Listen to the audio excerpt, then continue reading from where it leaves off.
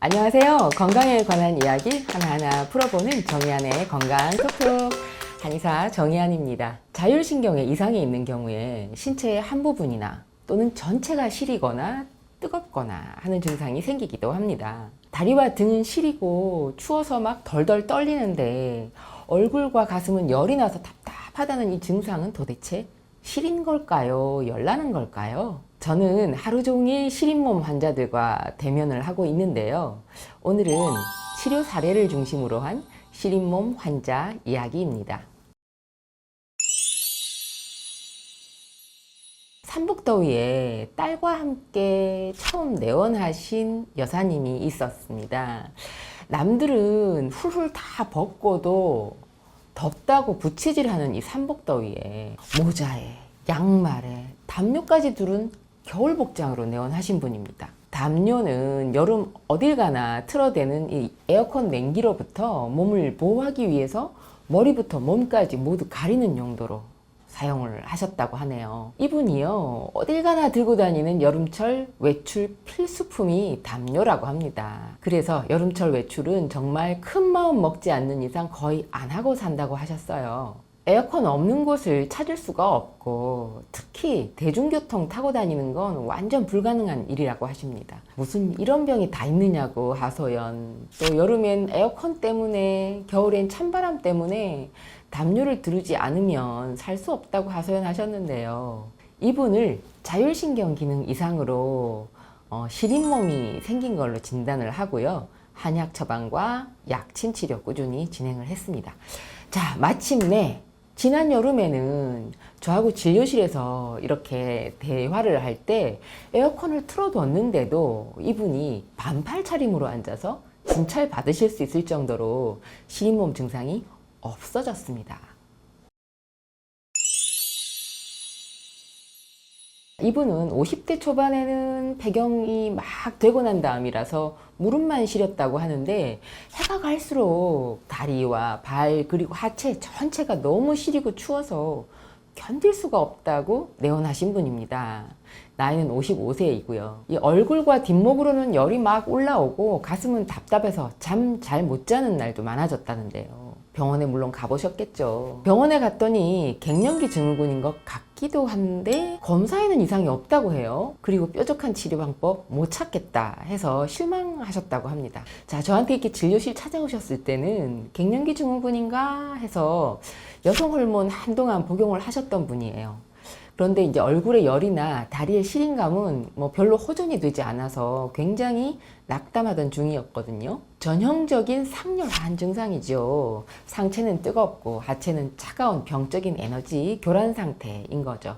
자, 이분은요, 수승화강 상태. 상체의 뜨거운 열기는 아래로 내려오고 하체의 냉기는 위로 올라가는 이런 건강한 에너지 교류, 이런 상태를 위해서 한약과 약침 치료 꾸준히 진행을 했습니다. 치료가 진행되면서 몸의 변화가 시작이 됐는데요. 다리가 심하게 시리고 추운 증상이 없어졌고요. 상열감, 또 가슴 답답, 불안감, 불면증은 사라졌습니다. 자, 이번에는요, 부모님과 함께 내원했던 여중생 이야기입니다. 15살이에요. 얼굴과 등은 여드름이 너무 심하게 많이 나고요. 손발은 싸늘하고 축축하게 땀이 나고요. 배는 차갑고 항상 소화가 안 되고 또 생리 전부터 끝나는 날까지 생리통이 너무 심한 학생이었어요. 또 소화가 더 안 돼서 생리기간 동안 늘 느글느글하고요. 막 구역질 나고 밥 전혀 못 먹을 정도로 증상이 심해서 생리할 때는 항상 학교 조퇴를 했다고 합니다. 그리고 손발이 차갑고 축축한 것 때문에 이게 심리적으로 위축되잖아요. 그래서 학업에도 지장이 많고요. 또 생리통 너무 심해서 산부인과 진료도 받아봤는데 자궁과 생식기 계통에는 아무 문제가 없는데 스트레스가 많아서 생긴 증상인 것 같다. 이러면서 이 학생을 정신과 치료를 권유를 했다고 합니다. 자, 여학생들의 이런 시린 몸은요, 사춘기의 민감함, 그리고 또 가정 스트레스나 학업에 대한 압박감, 이런 정신적인 긴장의 원인이기도 하고요. 여성 호르몬의 영향을 예민하게 받기 때문이기도 합니다. 자, 그래서 손발이나 배가 찬 증상만 있는 것이 아니라 복통, 설사, 두통, 또 어지러움, 손발 저림, 식은땀, 그리고 다한증, 생리전 증후군, 생리통, 생리불순, 만성피로, 불면 이런 다양한 증상들이 함께 오죠. 치료가 진행되면서 생리 전후 그리고 시험 때 증상이 더했다 덜했다 하면서 호르몬 변화에 따라서 컨디션 업다운이 있기는 했지만 전반적으로 증상이 조금씩 안정됐고요. 점점 생리통과 생리전 증후군도 없어졌습니다. 그리고 몸에 변화가 생기면서 다양한 증상들이 없어졌고요. 무엇보다도 이 손과 발 그리고 배가 따뜻해졌고요. 성격도 밝아졌고 학업에 집중할 수 있는 힘도 생겼습니다. 자, 시린몸은요, 몸을 그냥 따뜻하게만 해준다고 해결되지는 않습니다.